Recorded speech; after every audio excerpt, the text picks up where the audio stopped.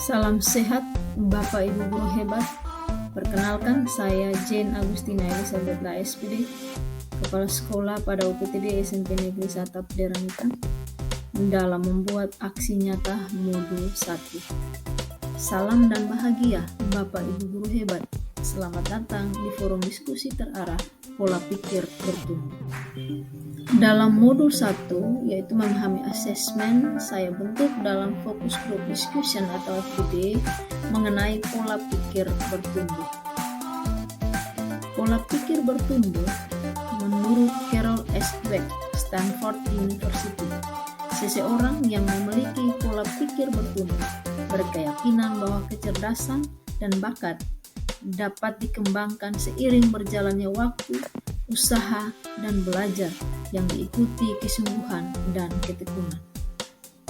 Pola pikir bertumbuh dalam asesmen sebagai understanding evidence, yaitu menempatkan asesmen sebagai salah satu bukti untuk memahami proses pembelajaran yang akan, sedang, dan telah dilaksanakan. Dalam pola pikir bertumbuh, pada tujuan asesmen ada 3. Yang pertama, apakah untuk keperluan mengisi rapor? Kedua, apakah untuk menentukan siapa murid yang pintar atau tidak? Yang ketiga, siapa yang melampaui KKM dan yang tidak? Dalam pola pikir bertumbuh, jika asesmen dipandang sebagai alat penghasil nilai, maka informasi yang dihasilkan terbatas, bahkan kontraproduktif dengan semangat pembelajaran. Asesmen dan akibatnya. Pada pola pikir bertumbuh, murid yang mengalami kendala dalam menguasai materi akan mendapatkan nilai yang kurang. Pada saat yang sama, murid yang cenderung mahir akan mendapatkan nilai baik. Namun, nilai tersebut hanya sebatas mengukur level pengetahuan saja, tanpa memberi mereka peluang untuk meningkatkan pencapaian sesuai dengan kemampuan mereka. Pola pikir bertumbuh dalam asesmen tidak lagi sekedar menjadi tahap pelaporan dan bahkan penilaian kemampuan murid, tetapi asesmen dipandang sebagai proses pengumpulan dan pengolahan informasi untuk mengetahui kebutuhan belajar, perkembangan, dan pencapaian hasil belajar. Pola pikir bertumbuh pada tujuan utama asesmen adalah yang pertama, memantau atau memonitor kualitas pembelajaran. Yang kedua, sebagai umpan balik perbaikan pembelajaran. Dan yang ketiga, memahami posisi murid dalam rentan waktu tertentu. Prinsip dan fungsi asesmen. Asesmen adalah bagian tak terpisahkan dari proses pembelajaran. Asesmen dirancang dan dilakukan sesuai fungsi dan umpan balik. Asesmen dirancang secara adil, proporsional, valid, dan dapat dipercaya atau juga relevan. Asesmen merupakan laporan kemajuan belajar dan pencapaian murid, bersifat sederhana dan informatif. Asesmen digunakan oleh murid, tenaga kependidikan, dan orang tua sebagai bahan refleksi untuk meningkatkan mutu pembelajaran. Pola pikir bertumbuh terdapat 3 pendekatan asesmen yang bisa diterapkan, yaitu yang pertama, asesmen diagnostik. Asesmen ini dilakukan di awal pembelajaran atau memasuki topik baru untuk mengetahui kapasitas murid di kelas. Asesmen formatif.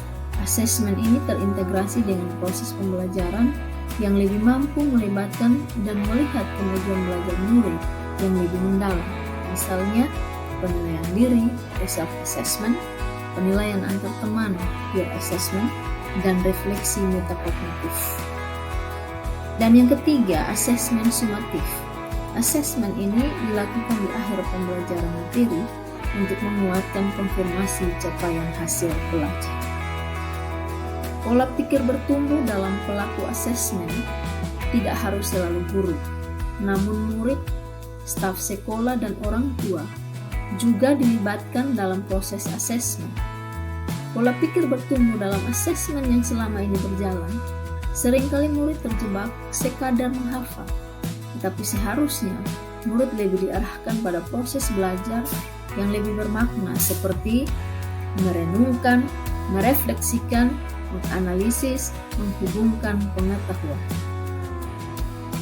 Asesmen diklasifikasikan ke dalam dua hal, yaitu asesmen alternatif dan asesmen tradisional. Asesmen alternatif mampu mendokumentasikan kemajuan belajar murid yang lebih berorientasi pada proses, bukan sekedar hasil. Penilaian ini lebih menyeluruh dari berbagai aspek dan kriteria. Sedangkan pada asesmen tradisional dapat mengukur kemampuan murid dalam waktu yang relatif singkat, juga mengukur kemampuan di level pengetahuan dan pemahaman dapat digunakan setelah pembelajaran atau validasi akhir. Pertanyaan bagi kita, bagaimana merubah pola pikir? Yang pertama, berani merubah diri. Maka perubahan dimulai dari cara berpikir secara aktif. Yang kedua, memaknai kegagalan sebagai pengalaman dan guru dalam kehidupan.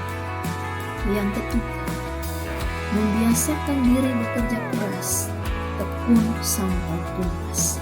Yang keempat, berupaya mencari peluang atau kesempatan dalam memperbaiki kegagalan. Dan yang kelima, bagaimana merubah cara berpikir berarti mengubah kehidupan menjadi pola pikir. Tanda terjadinya perubahan pola pikir dalam diri seseorang. Yang pertama, dari pola pikir negatif menjadi pola pikir lebih positif. Yang kedua, dari pecundang menjadi pemenang.